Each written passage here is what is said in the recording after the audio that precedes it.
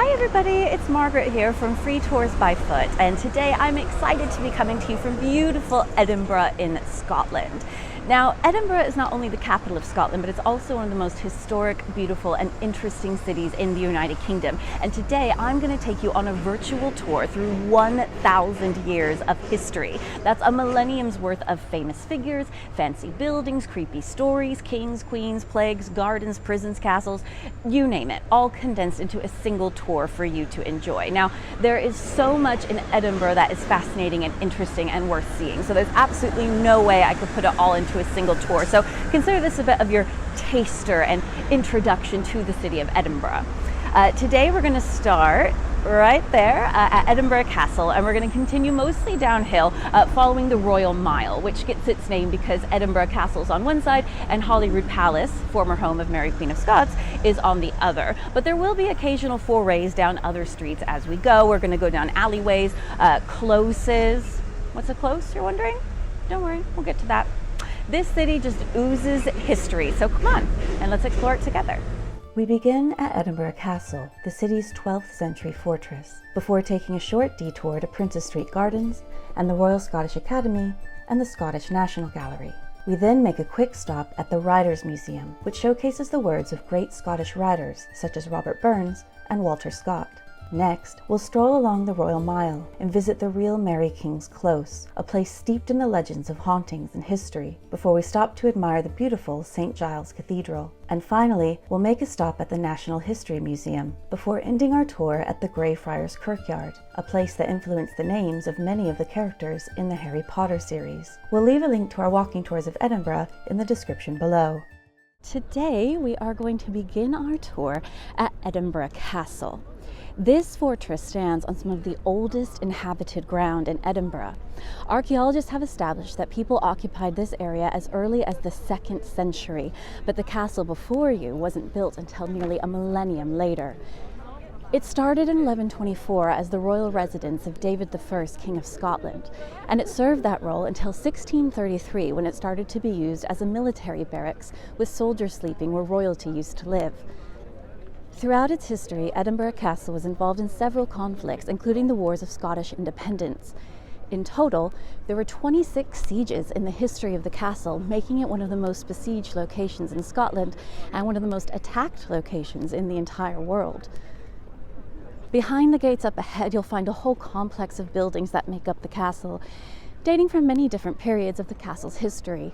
One of them, St. Margaret's Chapel, is considered the oldest surviving building in Edinburgh, dating back to the castle's original construction in the 12th century. This is also home of the Honours of Scotland, otherwise known as the Scottish Crown Jewels.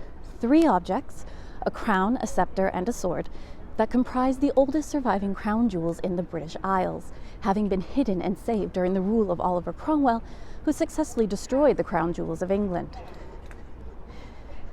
You'll also find the Scottish National War Memorial and the National War Museum of Scotland right here within these walls. Still, this is a working military building.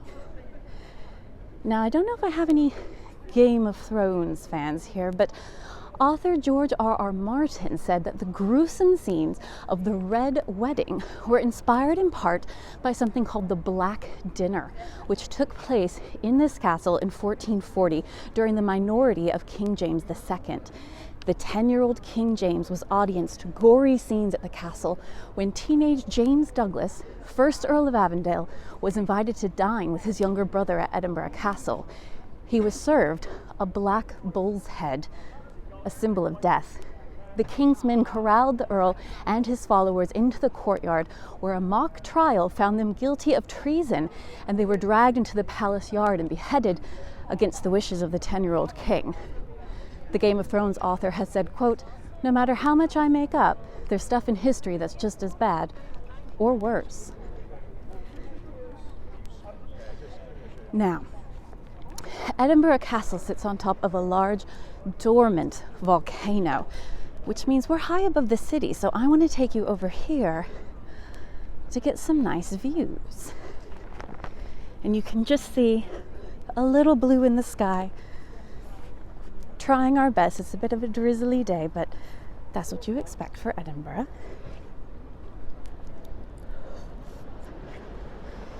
Here you can see beautiful hills in the distance and the city spreading out below us.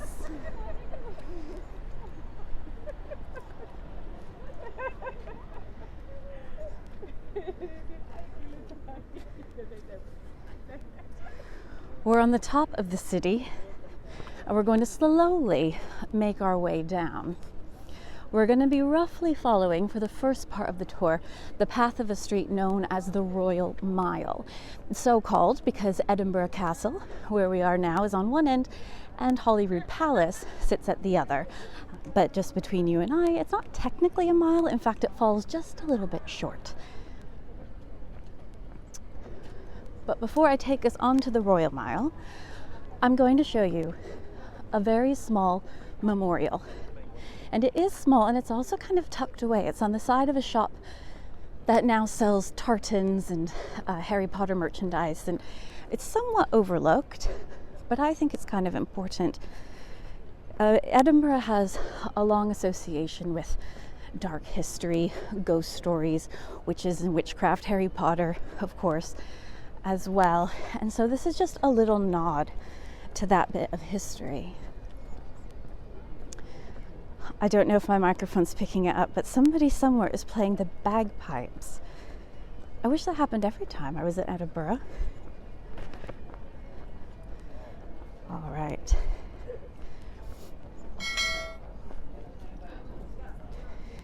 Here is the Witch's Well. This is a monument dedicated to accused witches who were burned at the stake in Edinburgh between the 15th and 18th century. During the 16th century, more women were murdered on this site than anywhere else in Scotland, and each one was denied a fair trial. A woman accused of being a witch might be someone known for her medical skills, an unpopular nonconformist, or just the enemy of someone willing to make an accusation. Over 4,000 alleged witches were killed here in front of Edinburgh Castle, most of them by hanging, but some by burning. The last hanging was in 1728. And the Roman numerals on top of the plaque here mark the years 1479 and 1722, the period when the persecution of witches was at its height in Scotland. The plaque portrays a few symbolic images. There's a foxglove plant, which can be used in herbal medicine, but in excess can be deadly. There's two heads, one of which is grimacing with malice, the other one serene, which kind of represents the mix of kind and malevolent people that were killed in this crusade. You can see they're on either side of a serpent. So this snake twined around the heads has a biblical connection to evil, but it's also an ancient classical connection to the art of medicine, something still seen today in the symbol of the, now I'm going to try to pronounce this correctly, caduceus, which is the symbol of medicine showing two snakes entwined around a staff. Now, if I've pronounced that wrong, please let me know. I'm sure that you will. I'm sure you will. Now, when somebody was accused of witchcraft, her death was often a given. Only her post-mortem reputation would really be at stake. And sometimes the trial itself was the means of execution. Not man, but God was invited to judge her in what was called trial by ordeal. Ordeals were used to to test many crimes, but their use with witches is particularly famous. A woman was thrown in the water. If she sank, she wasn't a witch, and her grieving relatives could rest assured that she'd been vindicated. If she floated, she was a witch, and she would be pulled out and executed. Little consolation to her friends and family.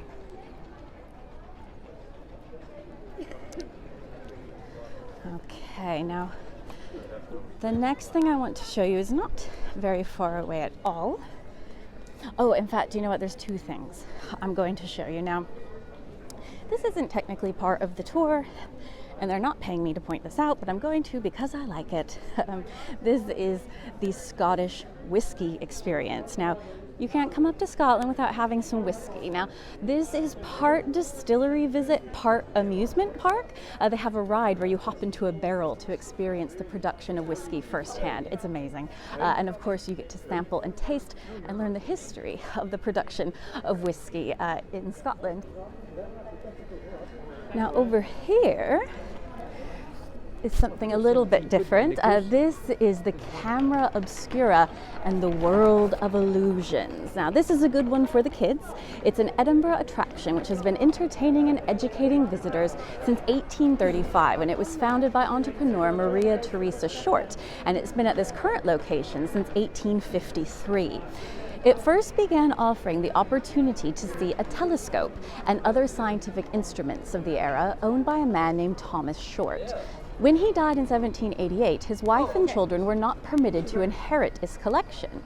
However, in 1827, Maria Theresa Short returned to Scotland from the West Indies, claiming to be Thomas's daughter and claiming the great telescope as her inheritance. She soon set up an observatory to share the power of the telescope with the public. In 1853, Maria introduced the Camera Obscura, which reportedly projected moving images some 40 years before film was invented. Today, there are 6 floors of interactive exhibitions, but you can still find references to the original location and the people who founded it in the presentation on the top floor, which actually includes the original Camera Obscura, and that's held right at the top there. Now, a very small note before I move on. In the 1861 census, Maria was recorded as living here at age 58. However, if she'd actually been Thomas's daughter, she would have been 82.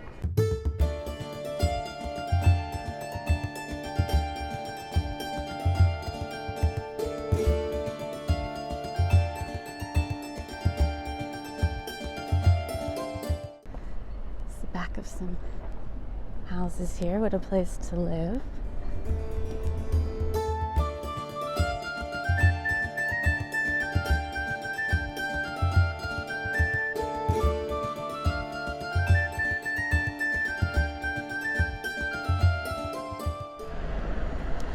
So you can see over here, stretching all the way down to that direction where the trees are. This is Prince's Street Gardens. Formerly, this was Nor Lock, a man-made lock that was built here primarily for defense of the castle, which would be just up there through the trees where we've just come down. But by the medieval era, so by the 1500s, it was heavily polluted. It was a popular spot for people to dump rubbish. It was also where the people who lived on the Royal Mile would throw all of their rubbish out the windows, as well as their chamber pots, as you might imagine. It was a popular spot for suicide, and also Scotland used to have execution by drowning, and people who were convicted and tried and sentenced to be executed were often executed here in the lock. In some cases, they would be put in a wooden box with holes in it and just thrown inside. Now, the Prince's Street Gardens are the best known park in Edinburgh, and it's one of the nicest places to enjoy time outside. It was created in 2 phases, the 1770s and the 1820s. So it was finally decided to drain the lock, turn it into public access, and also build what is now referred to as the New Town, which is all the buildings you can see on the other side here. So the New Town in Edinburgh is still about 200 years old. Now, these gardens surround Edinburgh Castle and the museums that we can see right here. So from this perspective, we've got the Scottish National Gallery, which is right in front with the blue sign that you can see, and the Royal Scottish Academy, which is just to the right of the Prince's Street Gardens. Now, the National Gallery is a columned neoclassical building that's currently under construction. It was opened in 1859 and designed by William Henry Playfair, who is also responsible for the design of the Royal Scottish Academy. Artwork in the gallery spans from Renaissance to the 20th century, with both Scottish and international artists on display. Notable works include Madonna Bridgewater by Raphael, Haystacks by Claude Monet, Vision After the Sermon by Paul Gauguin, and Vase of Flowers by Jean-Baptiste Simeon Chardin. Although you have to book your tickets in advance, it is free to visit.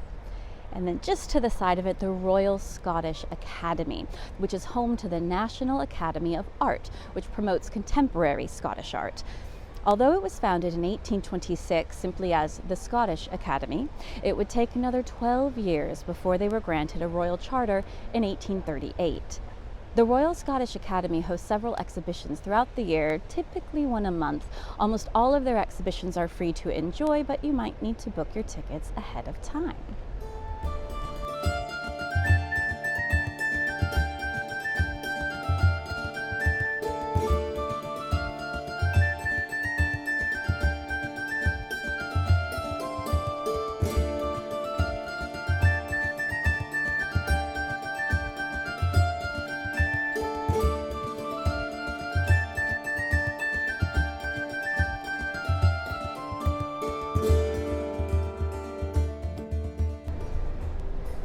So we are now climbing the stairs towards the Writers' Museum, as you can see here. And there are many flagstones and plaques built into the ground. Try not to be anybody's way, with quotes from various authors and poets.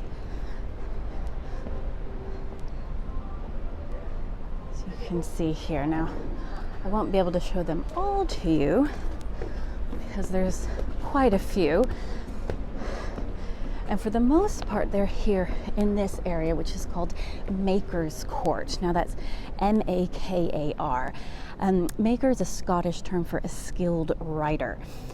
So to our right is the Writers' Museum. The architecture on display here attempts to recreate the medieval style, and they used replicas of carved stones that had previously been used in the construction of Lady Stairs Close. The Victorians were fascinated by medieval legends and architecture, and they loved to build things to look a lot older than they actually are. So oftentimes things look incredibly old, but it's a little bit of Victorian trickery. Now, Edinburgh became the first UNESCO City of Literature in 2004, and this museum shows why. Inside, the building honors the lives of three very important Scottish writers: Robert Burns, Walter Scott, and Robert Louis Stevenson. Now, the collection inside includes portraits, written works, and personal objects owned by the writers, such as the press that was used to print Sir Walter Scott's Waverley novels, Robert Burns's actual childhood rocking horse, and an actual plaster cast of his skull. And it's all free. And the next building I'm going to show you is just here to our right, Gladstone's Land. It's an interesting name for a building. I'm going to cross the street. This is Gladstone's Land, a 17th century tenement house and one of the oldest surviving buildings on the Royal Mile. Land, in this case, refers to a tenement house or a building. It's named after Thomas Gladstone, a prosperous Edinburgh merchant who redeveloped this building from 1617 to 1620. We know Thomas was wealthy as he was able to afford to live in close proximity to the royal locations of Holyrood Palace and Edinburgh Castle. However, by 1934, the building was condemned and initially scheduled for demolition, but the National Trust for Scotland saved and restored it. The restoration was so faithful that entering the building today provides a look at what it was like to live in this part of Edinburgh in the 17th century. Visitors can expect to find a lack of running water, open fires used for heating, and furniture from the period.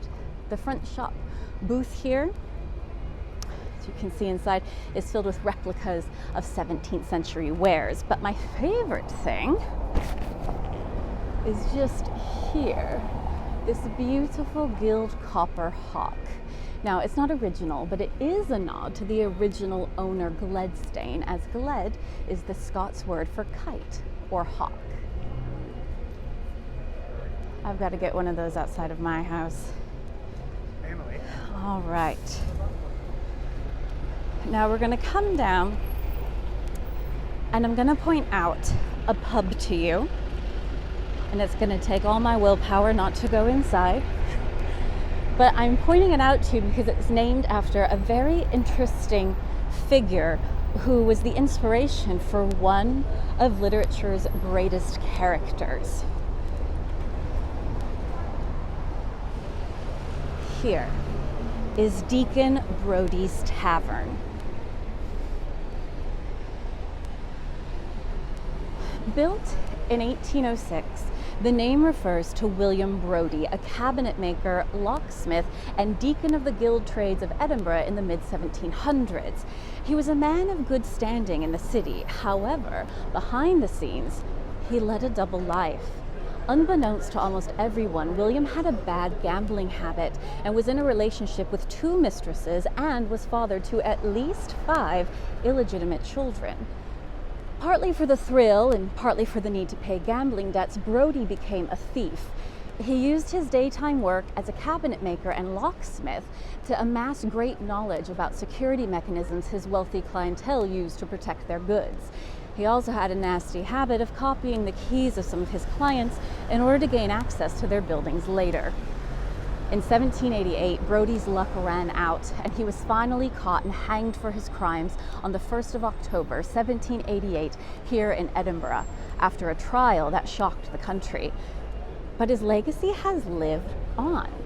Robert Louis Stevenson's father owned furniture that had been made by Brody, and Robert was always fascinated by the dichotomy between Brody's respectable, affluent facade and his real criminal nature. This strange paradox inspired him to write one of the greatest novels of all time, The Strange Case of Dr. Jekyll and Mr. Hyde, published just less than a century after Brody's legendary downfall.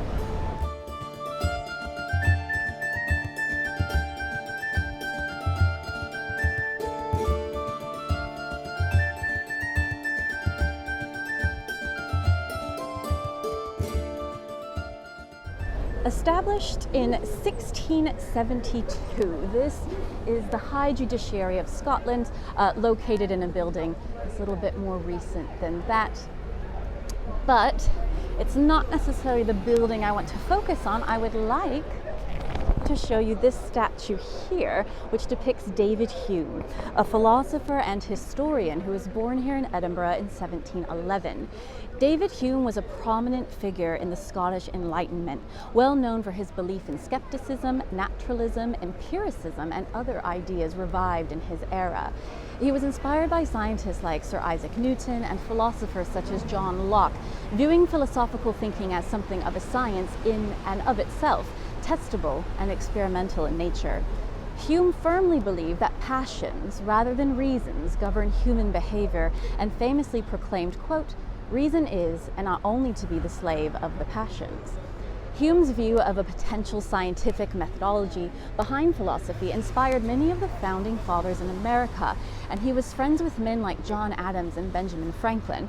In fact, it's believed that Benjamin Franklin may have even changed some of the words in the Declaration of Independence based upon his friend Hume's ideas.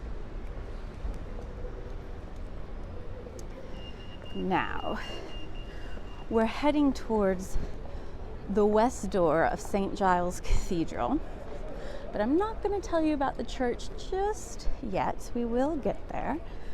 Instead, there's something very unassuming but quite cute that I'd like to show to you guys. As we come across the street, is it safe? Yes, here we go.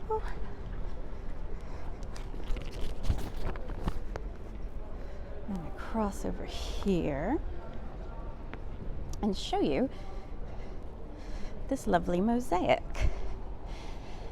This mosaic marks the site where the old toll booth was located for over 400 years, from 1400 to 1817. The old toll booth was where the public would have paid taxes, it held a formidable prison, it was an administration center, and it was also the site of execution. The mosaic, shaped like a heart, is named after the Midlothian county, of which Edinburgh was the county town, and it lies exactly where the prison entrance once was. The prison was notoriously a terrible place, damp and dark, and the executions that took place there were torturous and gruesome. In fact, at one point, the prison was so ghastly that Mary, Queen of Scots, stepped in and insisted a new one be built. It is said that people spit on the heart for good luck, but this was initially done to show disdain for the awful goings-on that took place here. Good luck or not, if there are a lot of people in the area when you visit, you might want to think twice about participating in that tradition, and I for one am going to pass. So here we have the Midlothian Mosaic. Okay. Now, we will get to the church. Yes, we will. But first, I have to show you the entrance to one of my favorite places in Edinburgh. And I'm not able to take you inside today. Perhaps something for a future tour, if people are interested. It's called the Real Mary King's Close. Now, I mentioned to you that close is a name, a term for a somewhat residential alleyway. And there's one that still exists under the streets today that you can visit. Now, when the majority of the buildings on top of the Royal Mile were constructed in the 17 and 1800s after the draining of the Loch Nor, they tended to build on top of the old structures, in some cases not even bothering to knock them down, which means in some places like here, you can actually go underground and see them. So this historic close is located under all the buildings that we can see on this area of the Royal Mile. And Mary King's Close is actually more of a cluster of passages and alleyways. In centuries gone by, it was common to name closes after notable residents, and this one is named after former merchant burgess Mary King, who once lived on the close in the 17th century. Here in the old town of Edinburgh, there were hundreds of tenement buildings in the area in the past, which some regarded as the world's first skyscrapers. The buildings were often constructed with upper stories hanging over the close below, giving the impression of being underground. It was always dark and damp on the lower levels of Mary King's Close, as it ran right near the old Nor Loch, which was eventually drained, of course, to create the gardens that we saw earlier. In the 1600s, unsanitary living conditions here led to an epidemic of bubonic plague in Edinburgh, and the worst of it came in 1645. The plague doctor, George Ray, treated plague victims of Mary King's Close wearing what has since become known as the plague doctor attire, a thick leather cloak and a bird-like mask with sweet-smelling herbs to conceal the stench. But despite his best efforts, dozens of residents on this close alone would die during the epidemic. Parts of Mary King's Close were demolished and buried during the building of the Royal Exchange, which we'll see in a minute, which was constructed on top of the old close in the 18th century. The fact that the close was not fully demolished, but instead became subterranean, made them an interesting and unique attraction in the city. Over the years, many myths and urban legends have developed about Mary King's Close, including ghost stories. In fact, the close has had a reputation for haunting since the 14th century. As a result, this site has become a subject of fascination for people who believe in the supernatural. If that's your thing, you may have seen it featured in shows like Ghost Hunters International, Mystery Hunters, and Most Haunted. Now, this is honestly one of my favorite things to do. They're not paying me to tell you this. The guides are awesome inside. It really is like going back in time, and there's amazing things that you can see. In fact, there's even a bit of wall decoration, almost 500 years old, that is very slowly fading. So come and see it while you still can. And just to the right, on top of Mary King's Close, the Edinburgh City Chambers. So we can come through here to stand in the middle. There's a bit of construction on the side there, but we can still see here. This beautiful structure holds the Edinburgh City Chambers, originally built in 1753 by architects John Adam and John Fergus. The building was originally designed to be the Royal Exchange, which led to the partial demolition and burying of Mary's Close nearby, of which the exit is right over there. However, the Royal Exchange was never very popular among merchants. They still wanted to meet at the Mercat Cross that I'm going to show you next. So the town council eventually took over the northern part of the building and used it as the city chambers starting in 1811. By 1893, they'd taken over the whole building, and it remained home to the city's Council of State for most of the years since. Its other most important function was a filming location for the movie Braveheart, where it stood in for the interior of Mornay's castle. See, beautiful statue of a horse here, cast in 1883. Lovely. Now, I mentioned to you that this building was not very popular with the local merchants. They preferred to trade what was called the Mercat Cross, and that you can see right across here. You've got the orange banner in front. There's some tour guides there getting ready for their next tour.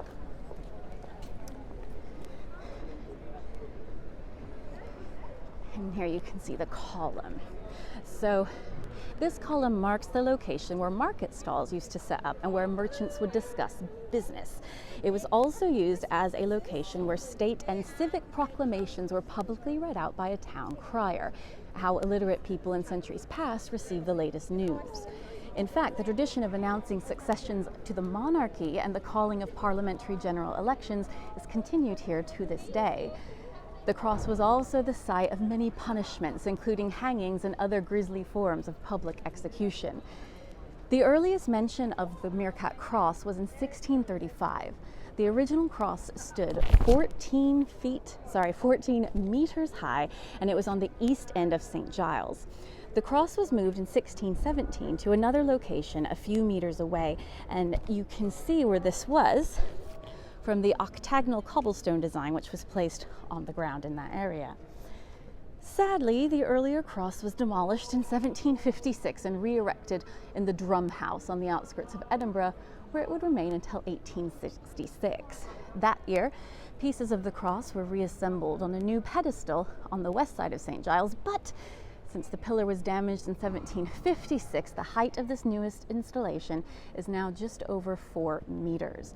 Originally, the Mercat Cross was lined with sculpted heads, but those have since been replaced with the royal arms of Britain, Scotland, England, Ireland, Edinburgh, Leith, the Canongate, and the University of Edinburgh, which I've been showing you as we walked. Atop the shaft is a small statue of the royal unicorn, the national animal of Scotland, holding a shield, and you can see beside him the Scottish flag, the flag of St. Andrews. This flag, when combined with the flag of St. George of England and St. Patrick of Ireland, creates the Union flag, St. Andrews contributing the white X and the blue background. I love a unicorn, why not? Now, here's a statue of a man that some of you may not have heard of, James Braidwood. So this is a monument to James Braidwood, who was a Scottish firefighter who founded the first fire service in Edinburgh in 1824. He was also the first director of the London Fire Engine Establishment, the brigade which would eventually become known as the London Fire Brigade. Many credit Braidwood with developing modern fire services, as his established principles of firefighting are still in use today. Now, James came from a background in construction, and very cleverly, he started by employing people like himself, masons, carpenters, plumbers, people who had insight into how buildings were constructed and could predict how fires would spread. Sadly, he died in 1861 in the Tooley Street fire near London Bridge Station. He's buried on the other side of that city in Stoke Newington. Now, we just heard the bells of St. Giles, and from this side of the cathedral, we can see the most recent addition to the church. This is the Thistle Chapel. Oh, now we know what time it is. Now, this is the most recent part of the building, having been constructed in 1909. So you see, in Edinburgh, 100 years isn't very long at all. Every other year, the Queen visits St. Giles Cathedral and takes part in a ceremony at the Thistle Chapel, where new members of the Order of the Thistle are installed. Let's get here. And we'll come around as well. You can see all the beautiful detailed carving.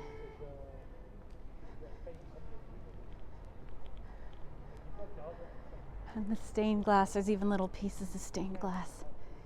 The small bits here. Isn't that lovely? Now, just over here is Edinburgh's Parliament Square, which was formed in 1632. Here we can see Parliament House, which despite its name is today not a house, but a complex of several buildings now housing the Supreme Courts of Scotland. The original building, however, was home to the Parliament of Scotland in what is now the oldest part of Parliament House, Parliament Hall, which is located inside these existing newer structures. Parliament Hall was built as a permanent home for the Parliament of Scotland in 1641, which makes it the oldest existing purpose-built parliamentary building in the British Isles.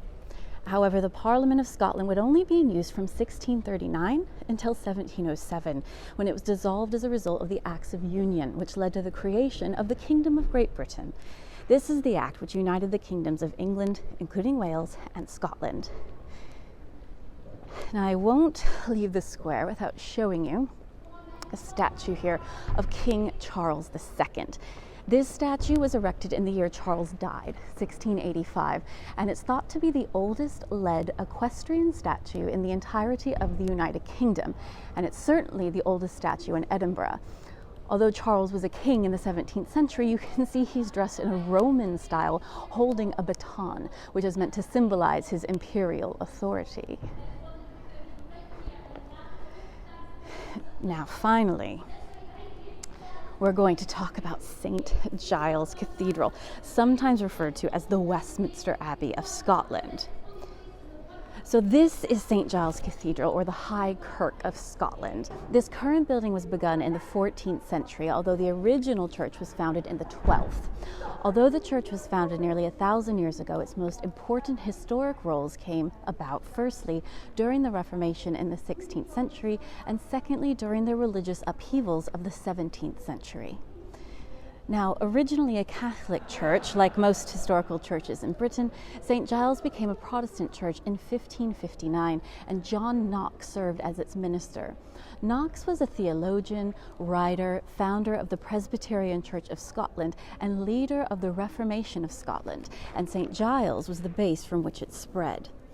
Part of the Reformation of Scotland saw Knox bringing the language of the Bible to everyday Scots, making it accessible to the common man, and therefore playing an important role in Scotland's history of education, enlightenment, and academic advancement. John Knox was such an important and accomplished figure in the history of this church that he was buried here after his death in 1572. But thanks to changes made over the years, his final resting place is depressingly now somewhere near this parking spot number 23, and there's a small plaque there to commemorate it. Now, in 1637, Charles I tried to force a Scottish prayer book on churchgoers here at St. Giles. The book was part of Charles's idea to extend Anglican forms to Scotland, and the Presbyterian Scottish were not impressed. In fact, the distribution of the King's Book of Common Prayer prompted a riot that would lead to the formation of a group known as the Covenanters, Presbyterian rebels who defied the king and helped bring about the beginning of the Wars of the Three Kingdoms, also known as the British Civil Wars. I'm going to come around to the front of the cathedral here. Now, to this day, the National Covenant is housed inside the church, and it was signed in blood by the Covenanters, all of whom would eventually be executed. Although the first iteration of the church was small and built in the Romanesque style, it was replaced in the 14th century with this current building, with several additions being made between the 14th and 16th centuries. And the architectural style used for the new design was French medieval, which was quite unusual at the time in Britain. There are over 100 memorials in the church and quite a few beautiful stained glass windows, although there's no sun to shine through them today, including the Great West Window, which is dedicated to author Robert Burns. As a result of the historic moments that took place here, St. Giles has become known to some as the Mother Church of World Presbyterianism, and due to its significance in the history of Scotland and the United Kingdom in general, St. Giles Cathedral is also often considered the Westminster Abbey of Scotland, as I mentioned to you before. We've got a very detailed statue here out front of the cathedral. Let's come around. You can take a look here. Walter Francis Montague Douglas Scott, 7th Duke of Queensberry, 5th Duke of Buccleuch. You can see at the top. Oh, and somebody's placed a traffic cone right up there. That's traditional in Scotland.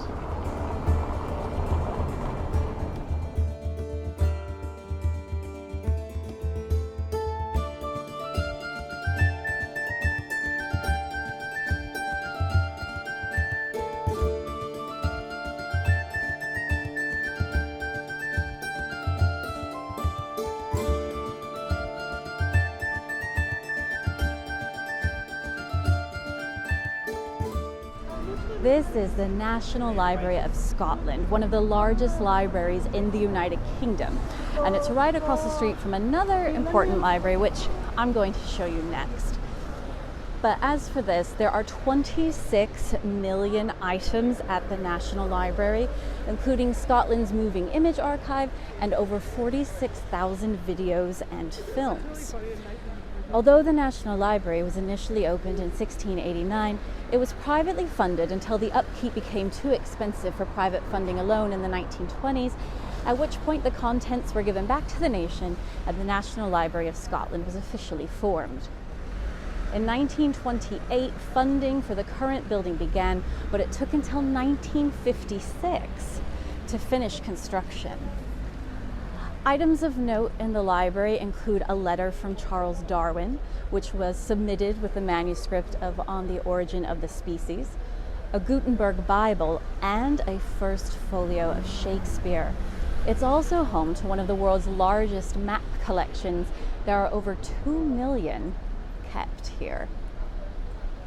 And the next building to show you is right over here. The Edinburgh Central Library. So just across the street from the National Library of Scotland sits our Edinburgh Central Library. Opened in 1890, this was the first public library in Edinburgh. The library was actually funded initially by Andrew Carnegie, who also had the historic Carnegie Hall built in New York. The building was designed with the French Renaissance style of architecture in mind. Try to give you a good view. Upon Andrew Carnegie's insistence, the motto, "Let there be light," was placed above the entrance.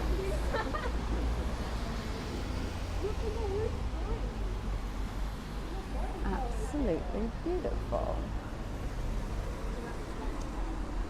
Okay. So we're going to continue down George IV Bridge Street, very long name, and we're going to pass what used to be a small cafe on the right hand side, and I'm not going to stop very long because this is a Edinburgh history tour. If you're a Harry Potter fan, I've done a Harry Potter in Edinburgh tour that you can watch that will include more information on this. But this red building you can just see up here to the right used to be the Elephant House, and only recently has boarded up its windows. Whether this is temporary or permanent, I can't say, but I will keep up to date to let you guys know. And you'll notice right above the door the words, "The birthplace of Harry Potter." Now, J.K. Rowling refutes this, saying this was not in fact the birthplace of Harry Potter at all, but she did write some of Harry Potter and the Chamber of Secrets and Prisoner of Azkaban inside. So she said she was going to let them off the hook, which is quite generous. Now I'm going to cross the street again to get us closer to the National Museum of Scotland, which, by the way, is absolutely incredible. Come along here. It's just filled floor to ceiling level after level.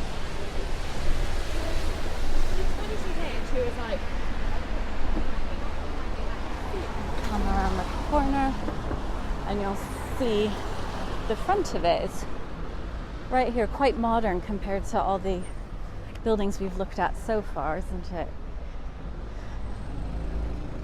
And it actually goes all the way down to there where you can see the purple signs.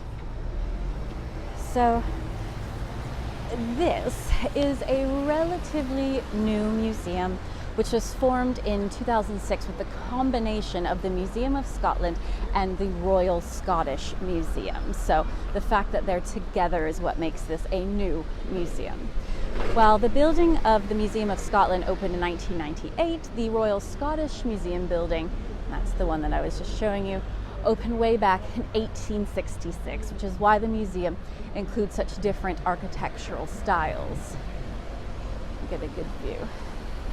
The focus of the museum is on the achievements of Scotland and its inhabitants, including examples of art, science, technology, and historical artifacts. Exhibits include Dolly the sheep, the first successfully cloned mammal, one of Elton John's suits, a kinetic sculpture known as the Millennium Clock, paintings by Margaret MacDonald, flags raised by the Jacobites at the Battle of Culloden, and the Maiden, an early form of guillotine which was used at the Mercat Cross that we saw earlier.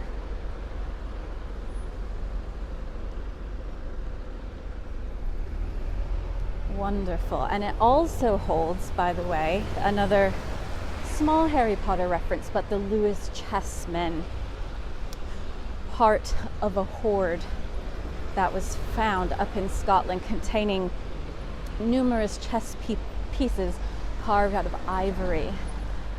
I'll show you some pictures because I did go inside. I had to see them in person for myself. So I'll share my pictures with you. If you are a Harry Potter fan, you will recognize them as they were the basis for the wizard chess sets in the Harry Potter films.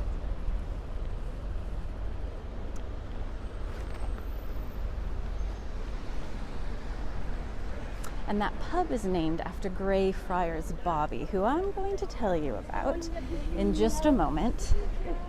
But first, right through here is Greyfriars Kirkyard. Kirk, by the way, is a Scottish word which means church. We're not allowed to film on the grounds, so I'm just going to stand here, but I do have some photographs that I'll share with you guys. So Greyfriars Kirkyard was built in 1562 when Mary, Queen of Scots, granted use of the land for a burial ground. It was named after the Franciscan friary on the site, which was dissolved in 1560 before the area was turned into a churchyard. It was here that the religious and political movement known as the Covenanters, which we learned about back at St. Giles Cathedral, signed the National Covenant right here in 1638. And in 1679, after a defeat at Bothwell Brig, roughly 1,200 Covenanters were imprisoned in a field just south of here. In the 18th century, part of the field was amalgamated into the churchyard. Its distinctive vaulted tombs became known as the Covenanters' Prison. The cemetery also has a Harry Potter connection. It's said that J.K. Rowling wandered the graveyard while she was writing her books and borrowed a few names from the headstones. If you have a look around, you'll see the tombs of a Thomas Riddle, a William McGonagall, and a Mrs. Elizabeth Moody. All right, so we're going to leave Greyfriars Kirkyard. You'll see there's a couple people standing right next to a statue of a dog known as Greyfriars Bobby, also who this pub is named after. Now, who was Greyfriars Bobby? I'm going to tell you next. The story goes that Bobby, a Skye Terrier, belonged to John Grey, an Edinburgh City Police night watchman. When he died, he was buried there in the kirkyard, and Bobby began to spend all of his time on top of his master's grave. He became so well known and beloved that the Lord Provost of Edinburgh, who was also director for the Scottish Society for the Prevention of Cruelty to Animals, paid for Bobby's license and a new collar, both of which you can now see in the Museum of Edinburgh. It is said that Bobby loyally remained by his owner's gravestone for 14 years after he passed away, and he was granted both the name Greyfriars Bobby and, in honor of his loyalty, a headstone and burial place nearby his best friend and master. You can see Bobby's nose has been pet quite a few times in the years since his statue was erected, and the pub named after him right behind. And that, ladies and gents, will conclude our tour of Edinburgh for today. Now, like I said, there's so much to see in the city, it's impossible to fit it all in. I hope I did well in giving you some of the highlights. If there's more you want to see, just let me know. Write about it in the comments and I'll see what I can do for you. Make sure you hit that like button, share, and make sure you check out all the other videos that Free Tours by Foot is posting on YouTube in UK cities as well as internationally. My name is Margaret, and next time you're in town, come and say hello.